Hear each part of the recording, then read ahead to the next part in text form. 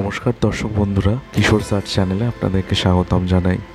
আজকে দক্ষ যজ্ঞ বিনাশিনী ডিজিটাল আর্ট আপনাদের সামনে প্রেজেন্ট করছি।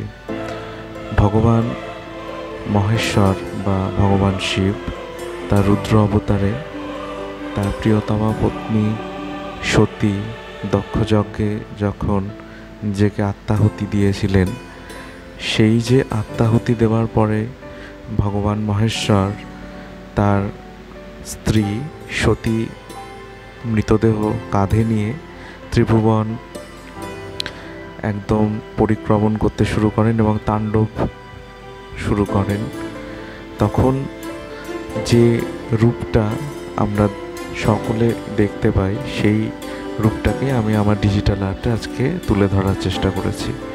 এখানে মহাদেবের কাঁধে রয়েছেন মহাদেবী সতী এবং তিনি দক্ষ যজ্ঞে নিজেকে আত্মাহুতি দেওয়ার পর তার নিথর দেহ ভগবান শিব তার স্কন্ধে বা কাঁধে নিয়ে ত্রিভুবনে ঘুরে বেড়াচ্ছেন। সেটাই এই মূর্তির মাধ্যমে আমি আপনাদের সামনে তুলে ধরেছি। এটি আমি আইবিস পেন্টে এঁকেছি। সম্পূর্ণ আঁকাটি আঁকতে আমার 2 ঘন্টা সময় লেগেছে এবং আমি এখানে বেশি কিছু অ্যাড করিনি। জাস্ট মেন ফিগারটা, মেন ক্যারেক্টার যেহেতু মহাদেব এবং সতী, সেটাই দেখানোর চেষ্টা করেছি এবং তার যে তাণ্ডব উগ্র রূপ সেটাকে আমি ডিজিটাল আর্টে তুলে ধরেছি। আপনারা জানাবেন আপনাদের কেমন লাগলো।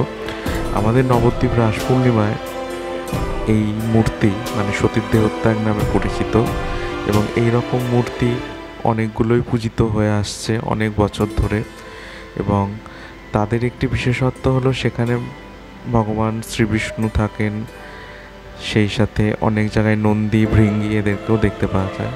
আমি আর সেইগুলোকে এখানে দেখাইনি, জাস্ট মহাদেব আর সতীকেই দেখিয়েছি।